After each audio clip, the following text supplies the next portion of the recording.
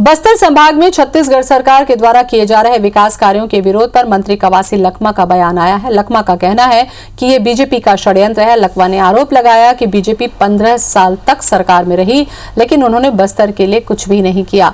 आज उनकी सरकार वहां पर पुल पुलिया के साथ सड़क निर्माण कर रही है, साथ ही साथ उद्योग भी लगा रही है, जिससे आम जनता को फायदा होगा। लेकिन बीजेपी के लोगों को ये पसंद नहीं आ रहा, इसलिए वो लोगों को गुमराह कर रही है।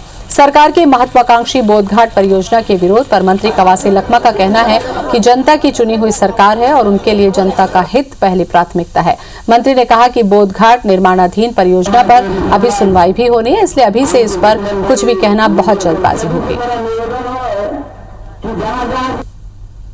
सरकार ने घोषणा की है बोधघाट परियोजना चालू करना है, लेकिन अभी प्रक्रियाधीन है। कोई अभी ग्राम सभा होना है, सब कुछ होना है। ये भूपेश बघेल का सरकार, कांग्रेस पार्टी का सरकार, जनता को चुनी हुई सरकार है। जनता का हित को पहले रखेगी, जनता सोच जाएगा वो होगा। अभी बोलना ये जल्दीबाजी होगा। छत्तीसगढ़ सरकार बस्तर के बारे में सोच रहा है तो भारतीय जनता पार्टी का चाल होगा, जनता समझेगी, जनता जवाब देंगे बाद में। नवीन मार्कंडे हमारे साथ में जुड़ रहे हैं, चर्चा हम करेंगे। नवीन जी, कवासी लखमा ने तंज कसा है, बीजेपी लोगों को गुमराह कर रही है, सरकार तो भला चाहती है जनता का।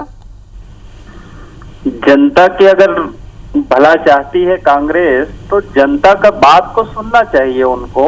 अगर बोधघाट परियोजना में जनता या वहां के लोग अपनी विस्थापन के लिए चिंता कर रहे हैं, अपनी जमीन भूमि घर बचाना चाहते हैं, अपने जो धार्मिक स्थलों को बचाना चाहती, तो अगर डुबान में आता है तो सरकार को उसको सर्वे कराकर उनकी जो चिंता है उसको दूर करना चाहिए कि कितना उनको लाभ दिया जा सकता है, कितना अच्छे जगहों पर उनको बताया जा सकता है, या उनके कम से कम उनका हानि हो, इसकी चिंता करना चाहिए। अब इसमें बीजेपी क्या उनको वो उकसाएगी? भाई अगर बीजेपी उकसा रही है, ऐसा कह रहे हैं, तो भाई जनता की आवाज बनना तो बीजेपी का काम है कि अगर कांग्रेस जनता के साथ अहित करेगी तो हम उनका आवाज बनेंगे। ठीक है। और अगर ये उकसाना बोलते हैं तो ठीक है भाई, अगर जनता के हित। सुशील आनंद जी, नवीन मार्कंडे को आप सुन रहे हैं कि जनता की आवाज बनना तो विपक्ष का काम ही है। अगर जनता प्रभावित हो रही है, उनको लग रहा है कि उनकी आस्था का स्थल, उनका जमीन अगर खतरे में है, तो इसके लिए आप लोग सर्वे करा के उनको निश्चिंत क्यों नहीं कर देते हैं? देखिए, ऐसा है कि अभी इस योजना की शुरुआती घोषणा हुई है। ये बहुत प्रतीक्षित योजना है। लगभग 40 साल पहले इस योजना की परिकल्पना की गई। इसके साथ में आंध्र प्रदेश की पोलावरम परियोजना चालू हुई थी, जो 70% पूरी हो गई। लगातार सरकारें आती रही जाती रही, चाहे कांग्रेस की सरकार हो या राज्य बनने के बाद 15 साल तक भारतीय जनता पार्टी की सरकार हो, उसने भी प्रयास किया।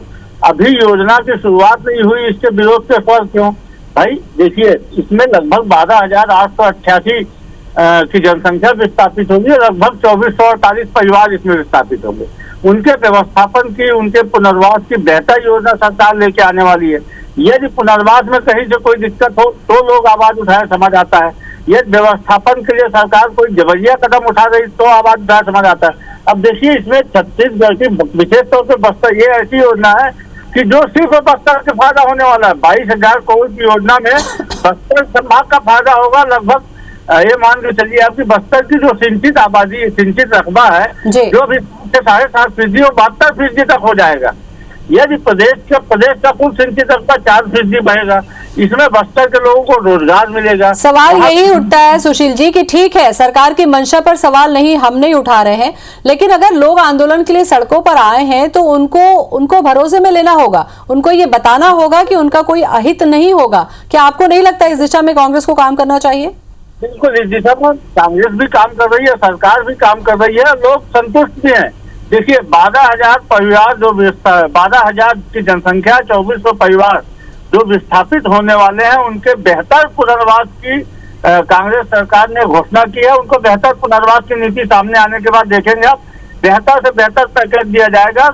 जो भूमि अधिग्रहण कानून 2013 में जो लागू किया गया था केंद्र की सरकार के द्वारा, जिसमें मुआवजे का 4 गुना ज्यादा, बाजार मूल्य का 4 गुना ज्यादा मुआवजा देने का प्रावधान है। इस प्रकार के पुनर्वास में।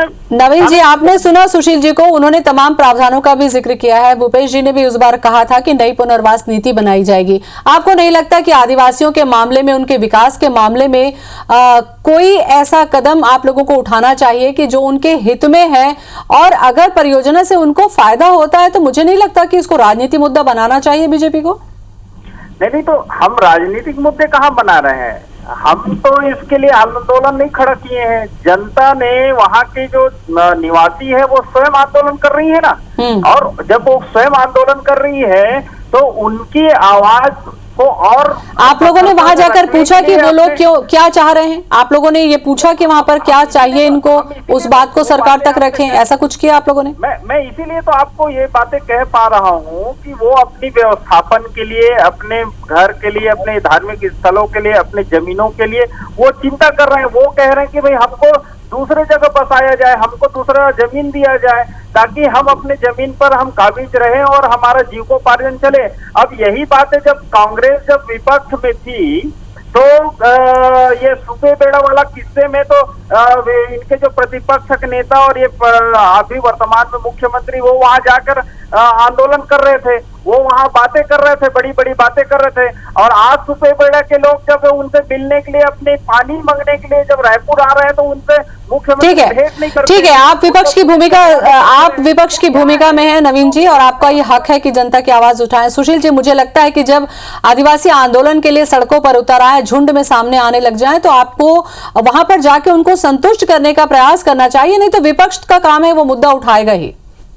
बिल्कुल, न सिर्फ उनको संतुष्ट किया जाएगा बल्कि उनको बेहतर पुनर्वास दिया जाएगा। देखिए, ये सबसे बड़ी चीज है, ये बस्तर अंचल के लिए महत्वपूर्ण। चलिए, सरकार कह रही है कि बस्तर अंचल के विकास के लिए महत्वपूर्ण योजना है। अब ये देखने वाली बात होगी कि आदिवासी संतुष्ट कैसे होते हैं। शुक्रिया आपका सुशील जी, और नवीन जी आपका भी धन्यवाद।